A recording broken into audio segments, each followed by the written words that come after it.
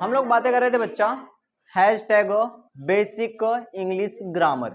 Basic English grammar का मतलब होता है कि ऐसा ग्रामर जो अगर आपको नहीं पता है तो समझो आपको कुछ भी क्लास 10th का ग्रामर समझ में नहीं आने वाला है।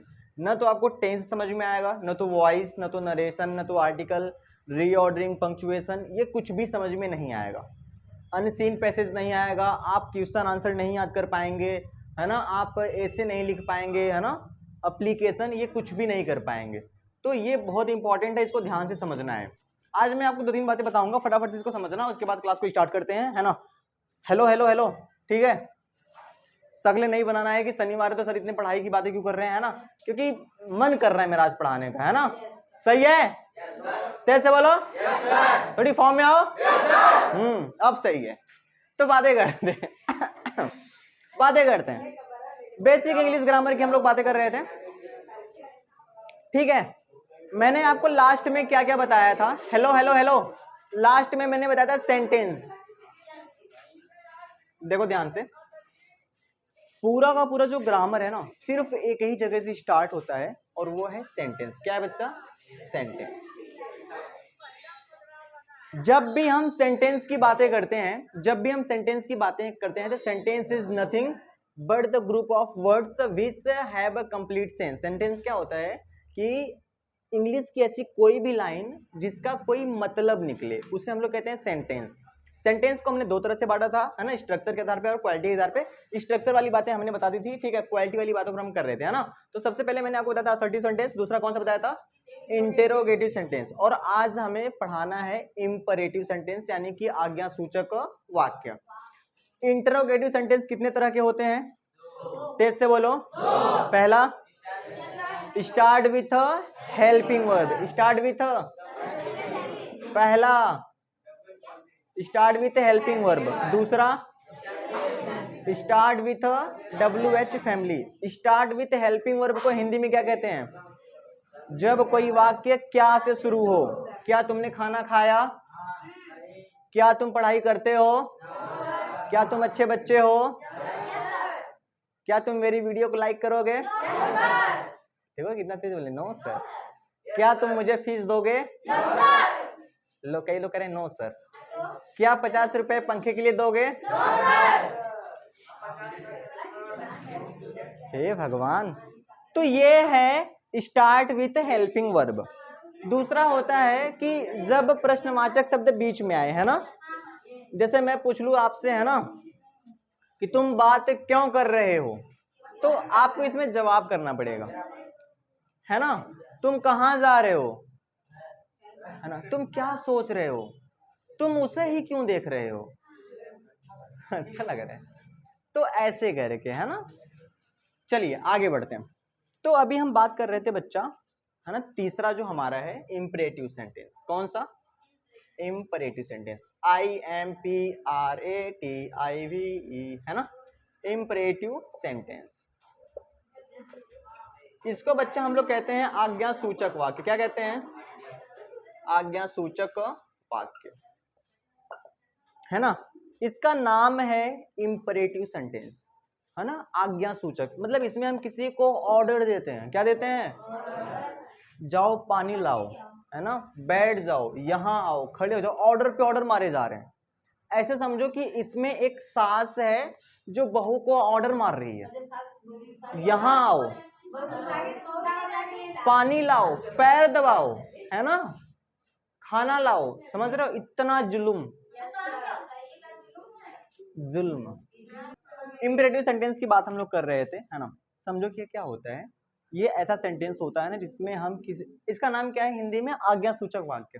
पर इसका ये बिल्कुल मतलब नहीं कि इसमें हम सिर्फ ऑर्डर ही देते हैं। इसमें हम किसी को ऑर्डर देते हैं, रिक्वेस्ट करते हैं, सलाह देते हैं या सुझाव देते हैं, है ना। समझ में आया? अब इसका डेफिनेशन ध्यान से समझना, तब सारी की सारी बातें समझ में आएंगी, है ना। यानी इंपरेटिव सेंटेंस क्या होता है कि a sentence that expresses order, command, request, suggestion और advice is called imperative sentence, है ना। थोड़ी सी इसको लिखो तब बातें समझ में आएंगी ना, कि a sentence that expresses order, command,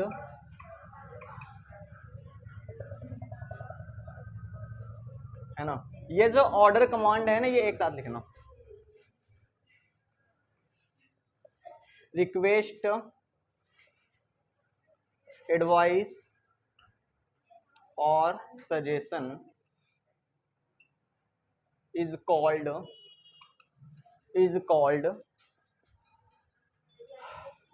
imperative sentence।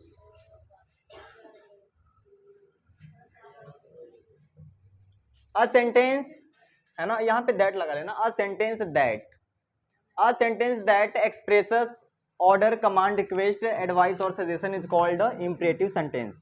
इसका हिंदी क्या होगा? ऐसा वाक्य जो आज्ञा, आदेश, विनती, सलाह या सुझाव को प्रकट करे उसे इम्परेटिव सेंटेंस कहते हैं। अभी हिंदी में लिखवा दूंगा, पहले इसको लिख लो। देखो ऐसा वाक्य जो, है ना, देखो एक लाइन लिखूंगा, ऐसा वाक्य जो ऑर्डर का मतलब होता है आज्ञा, है ना, जो आज्ञा, आदेश, कमांड का मतलब होता है आदेश, जो आज्ञा, आदेश, रिक्वेस्ट का मतलब होता है विनती या प्रार्थना, है ना, फिर सलाह या सुझाव को प्रकट करे उसे इम्परेटिव सेंटेंस कहते हैं, है ना। इसकी डेफिनेशन उतना इंपॉर्टेंट नहीं है, पर इसके एग्जांपल बहुत ज्यादा इंपॉर्टेंट है ना, इस चीज को ध्यान रखना कि ऐसा वाक्य जो आज्ञा, आदेश, विनती, प्रार्थना, सलाह या सुझाव को प्रकट करे या व्यक्त करे उसे हम लोग इम्परेटिव सेंटेंस कहते हैं। अभी एग्जांपल दूंगा और अच्छे से समझ में आएगा। देखो इसके एग्जांपल की बात करते हैं, है ना। हमने आपसे क्या क्या बातें करी? ऑर्डर या कमांड, मतलब आज्ञा या आदेश देना।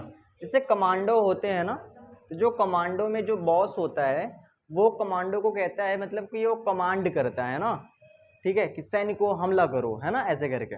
ऑर्डर का मतलब होता है किसी को आदेश देना, है ना, आज्ञा देना, है ना, कि ओपन द डोर, है ना, दरवाजा खोलो, give me a glass of water, एक गिलास पानी दो, ओपन द बुक, है ना, sit down, stand up, come here, go there, ये सारी की सारी बातें।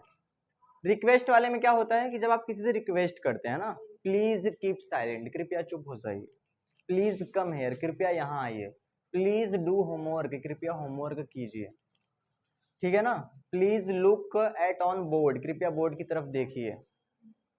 समझ में आया? प्लीज डोंट स्मोक, कृपया सिगरेट मत पीजिए।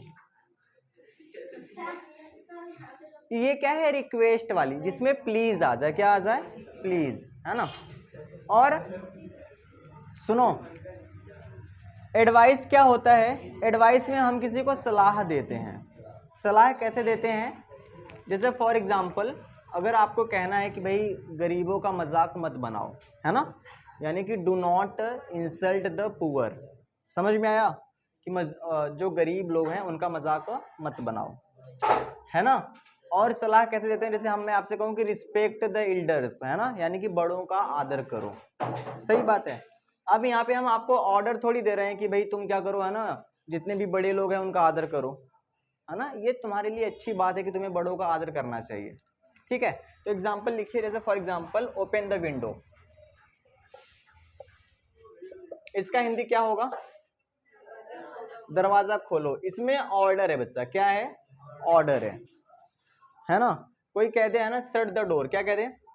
शट द डोर, इसका मतलब क्या होगा? दरवाजा बंद करो, ये भी है ऑर्डर, क्या है? ऑर्डर। तो जिसमें प्लीज या काइंडली दोनों का मतलब होता है कृपया, है ना, तो ये दोनों हैं ऑर्डर वाले। बहुत सारे होते हैं, जैसे मैं लिख दूं कम हेयर, है ना, गो देयर, ये सारे के सारे जो हैं इन सभी में, है ना, इन सभी में ऑर्डर दिया जा रहा है। लेकिन अगर मैं ऐसे कह दूं ना कि please open your book, please open your book, कृपया अपनी किताब खोलिए, तो इसमें मैं आपसे क्या कर रहा हूं बच्चा? रिक्वेस्ट, यानी कि विनती कर रहा हूं।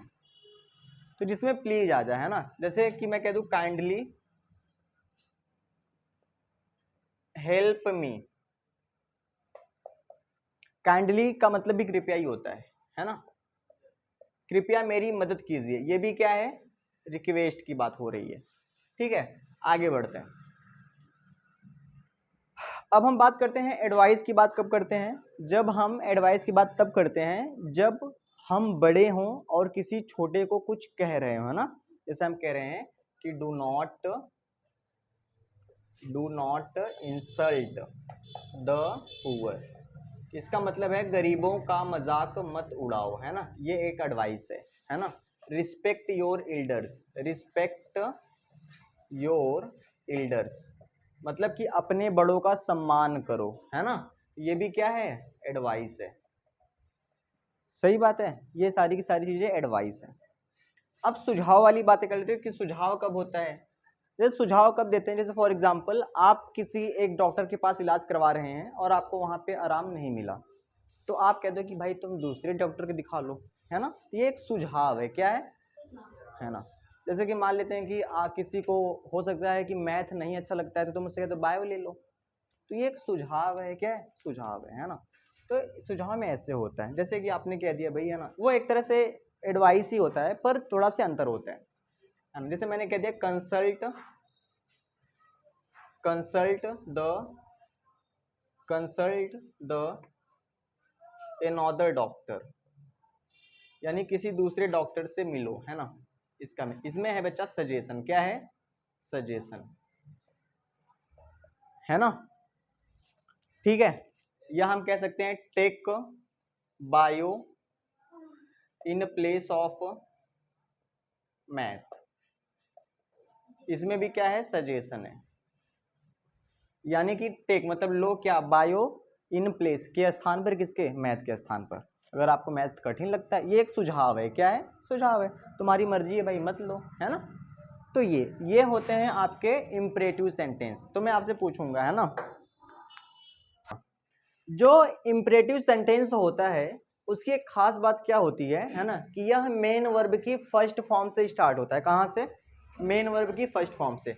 कभी भी ध्यान देना कि जो इंपरेटिव सेंटेंस होता है ना, मैं लिख देता हूं यहाँ पे, है ना, कि जो इंपरेटिव सेंटेंस होता है वो हमेशा हमेशा मेन वर्ब की फर्स्ट फॉर्म से क्या होता है, स्टार्ट होता है। इसके बाद आता है ऑब्जेक्ट और क्या होता है, अदर वर्ड। कहने का मतलब यह है कि इसमें सब्जेक्ट नहीं आता, है ना। और इसमें सब्जेक्ट हमेशा कौन छुपा होता है, यू। कौन छुपा होता है, यू। जैसे मैं कह दूं कि स्टैंड अप, अब मैंने किसको कहा, मैंने कहा स्टैंड अप, मैंने कहा स्टैंड अप, अरे हो जाइए स्टैंड अप। इसका मतलब मैं ये कहना चाह रहा हूं कि यू स्टैंड अप, है ना, तुम खड़े हो जाओ। तो कहने का मतलब ये है कि वो हम सामने से देख के कहते हैं, है ना। जैसे मैंने कहा कि, है ना, दीपक से कहा कि ओपन द विंडो, है ना। अब तो मैंने ये तो नहीं कहा कि दीपक ओपन द विंडो या यू ओपन द विंडो, लेकिन फिर भी हम समझ जाएंगे कि मैं इनको कह रहा हूँ। समझ में आया कि नहीं आया, है ना। जैसे मैं कह दूं कि ओपन योर बुक, अब मैं एक जने से कह रहा हूँ, सबसे कह रहा हूँ कि सब लोग अपनी किताबें खोलो फटाफट से। तो ये बात है। तो इसमें इंपरेटिव सेंटेंस हमेशा मेन वर्ब की फर्स्ट फॉर्म से स्टार्ट होता है। आपको इंपरेटिव सेंटेंस बोलना है, आप आसानी से बोल सकते हैं, कोई सा भी ले लो। जैसे फॉर एग्जांपल, जैसे राइट है ना, तो राइट एन एसे मतलब कि एक निबंध लिखो, ठीक है। Read the book, drive car, है ना, ठीक है। ऐसे कुछ भी बोल सकते हो आप, कोई सा भी मेन वर्ब लेके। समझ में आया। तो ये सारे के सारे जो इंपरेटिव सेंटेंसेस होते हैं वे हमेशा मेन वर्ब की फर्स्ट फॉर्म से ही स्टार्ट होते हैं, इस बात को एकदम नोट कर लो, है ना। और मैं पूछूंगा आपसे, ठीक है, कि ऑर्डर वाले क्या होते हैं, और रिक्वेस्ट वाले कैसे होते हैं, एडवाइस वाले कैसे होते हैं, और सजेशन वाले कैसे होते हैं। ये इन बातों को आपको ध्यान देना है। इसके आगे अपन कल बात करेंगे।